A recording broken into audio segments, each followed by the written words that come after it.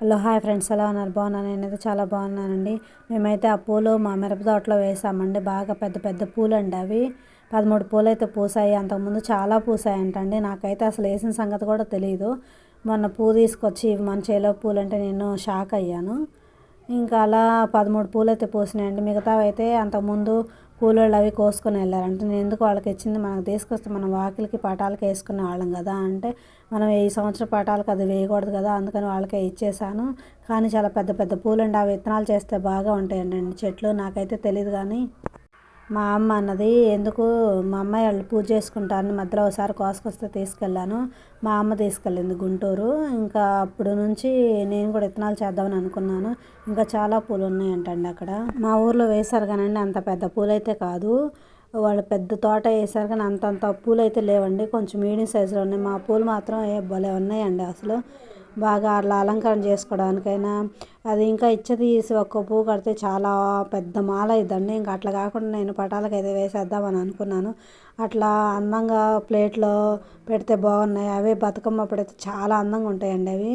కానీ ఇప్పుడు ఈ టైంలో కదండి బంతిపూలు పూసేది. అప్పుడు కూడా ఉన్నాయి కానీ అప్పుడైతే మేము అప్పుడే కదా వేసింది. పూలు అయితే పుయ్యలేదు. ఇప్పుడు పూసినాయి కదా, చాలా బాగున్నాయండి. నాకైతే పూలు చాలా బాగా నచ్చినాయి. నేనైతే ఈసారి మిరప తోటకైతే వెళ్ళలేదు. కనీసం ఎప్పుడు కొబ్బరికాయ కొట్టాను కానీ వెళ్ళింది. ఈ సంవత్సరం ఆ పని కూడా లేదు. మావయ్య చనిపోయినందువల్ల కొట్టలేకపోయాము. ఇంకా తనే మిరప తోట అదేసి అంతా చూసాడు. నేనైతే ఇంతవరకు మాది మిరప తోటకి అయితే వెళ్ళలేదు. మీకు నేను ఆ చెట్లు వీడియో అయితే పెడతాను, వెళ్ళి ఒకసారి ఆ వీడియో తీస్తాను మా చేనుకి వెళ్ళి. ఇంకా అదైతే అయిపోయిన తర్వాత ఇంకా నేను మీకు చెప్పాను కదండి, నేను మీషోలో బెండకాయలు కట్ చేసేది తీసుకున్నానని. ఇంకా నేను మీషోలో అయితే బెండకాయలు అయితే కట్ చేసేది తీసుకున్నాను కదా, మీకు అవి చూపిస్తున్నాను చూడండి. ఇది చాలా ఉపయోగపడుద్దండి. కాకపోతే కత్తిపీటతో కోసుకోవచ్చు కదా అని అనొచ్చు, కానీ కత్తిపీట కన్నా కూడా చాలా సన్నగా వస్తాయి ముక్కలు. చాలా బాగుంటుందండి. ఇది మనం ఎక్కడ కూర్చున్న టీవీ చూస్తూ అయినా కోసుకోవచ్చు. కత్తిపీటతో అయితే కత్తిపీట తీసుకెళ్ళాలి. ఇదేముందండి, చాలా సింపుల్గా ఇలా పేపర్ వేసుకొని బెండకాయలన్నీ అట్లా తుడిచిపెట్టుకొని చేసుకోవచ్చండి. టీవీ చూస్తూ ముచ్చట చెప్పుకుంటూ చేసుకోవచ్చండి అలా. ఇంకా నేనైతే బెండకాయలు అయితే కట్ చేస్తున్నానండి. ఈ బెండకాయలు ఉదయం పూట కడిగి ఆరబెట్టానండి. ఇంక ఇప్పుడు కోసి ఈ నైటు అట్లా కోసి ఆరబెడితే కొంచెం బాగుంటాయని అనుకున్నాను. మీకు బెండకాయలు ఎలా నిల్వ చేసుకోవాలని నేను చెప్పనండి. ఇప్పుడు బెండకాయలు మనం కూరగాయలతో పాటు తెచ్చుకున్నాం కదా, ఇవి ముదిరిపోతాయని ముందే చేసేస్తాం కదా. అలా కాకుండా మనం బెండకాయలని ముక్కలుగా కోసి తడి లేకుండా ఆరబెట్టిన తర్వాత మనం ఒక కవర్లో అయితే వేసుకుంటే అవి పాడవకుండా ఉంటాయండి. మనం వెంటనే చేసుకోవాల్సిన అవసరం లేదు. మనం ఫ్రిడ్జ్లో పెట్టుకుంటే 2-3 రోజుల తర్వాత చేసుకోవచ్చు, బాగుంటాయండి. మళ్ళీ 2-3 రోజుల కన్నా ఎక్కువ ఉండవండి అవి. అందుకని నేనైతే అలా చేస్తాను. ఇంకా ఈరోజు తెల్లారే చేయాలని కట్ చేసి పెడుతున్నాను. ఇంక ఇలా తెల్లారైతే కట్ చేసి నేను కూర అయితే చేస్తాను. నేను అట్లా ఎక్కువ కూరగాయలు ఉన్నప్పుడు అవి తీసుకొస్తే వెంటనే పాడైపోయే ముందు చేస్తాను. నేను బెండకాయలు ఇదివరకు అలానే చేశాను.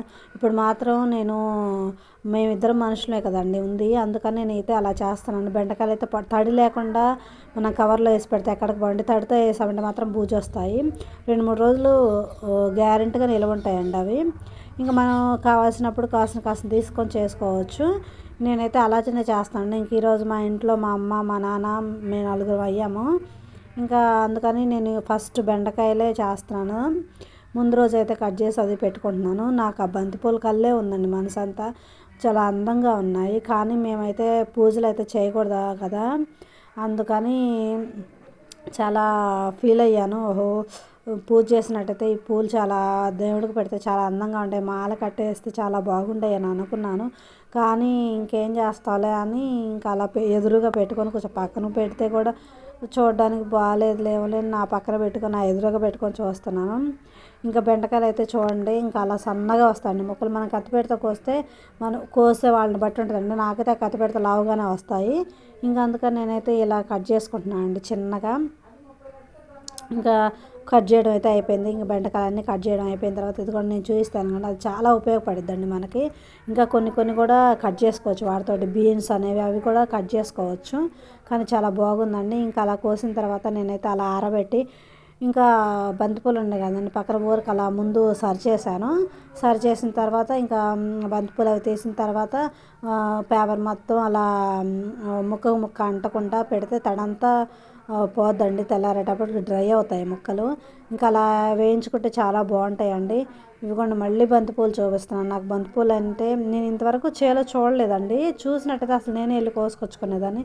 నాకు పూలు తెచ్చిందాక నాకు తెలీదు అక్కడ వేసారని. ఈ సంవత్సరం నేనైతే చేనుకైతే వెళ్ళలేదు, అందుకని నాకు పూలు తెలియదు. లేకపోతే తీసుకొచ్చి నేనే మాలగట్టి చేసేదాన్ని. నా బంతిపూలు చూడండి ఎంత అందంగా ఉన్నాయో. నాకు అసలు ఆ బంతిపూల దగ్గరే ఉందండి. ఇంక ఇలా అయితే బెండకాయలు అయితే చేశానండి. ఇంకా మీరు కూడా బెండకాయలు ఫస్టే చేయకుండా ఇంకా మిగతా కూరగాయలు ఏమన్నా చేసుకోదలుచుకున్నప్పుడు ఇవి అలా ఫ్రిడ్జ్లో పెట్టుకున్న వీడియో కనుక మీకు నచ్చినట్టయితే లైక్ చేసి సబ్స్క్రైబ్